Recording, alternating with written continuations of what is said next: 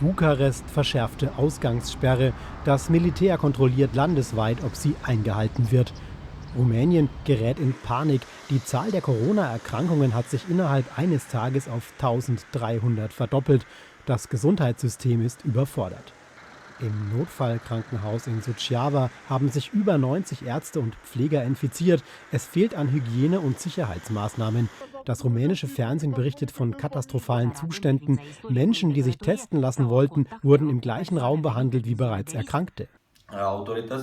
Die Behörden sind auf eine solche Epidemie nicht vorbereitet. Das abschreckende Beispiel Italien war hier schon von Anfang an bekannt, ohne dass man daraus Schlüsse gezogen oder gelernt hätte. Jetzt stehen wir schutzlos da.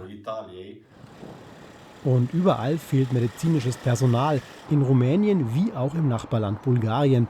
Auch hier sind Hunderttausende Saisonarbeiter aus dem EU-Ausland zurückgekommen, doch Ärzte und Pfleger sind nicht unter ihnen. Seit Jahren wandern sie wegen schlechter Bezahlung ab. Das Gesundheitssystem in Bulgarien ist unterfinanziert, Reformen schlugen fehl. Sollte die Corona-Zahl in Bulgarien massiv ansteigen, drohe eine Katastrophe.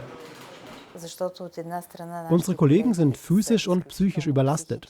Außerdem arbeiten viele von ihnen ohne effektiven Schutz. Oft fehlen Masken oder Schutzbrillen. Das ist ein großes Problem. Gleichzeitig sollen sich alle auch um ihre Familien kümmern, doch dafür reicht die Zeit nicht. Extremer Stress ist die Folge. Das bulgarische Militär hat inzwischen eine Sport- und Konzerthalle in Sofia in ein Krankenhaus umgewandelt.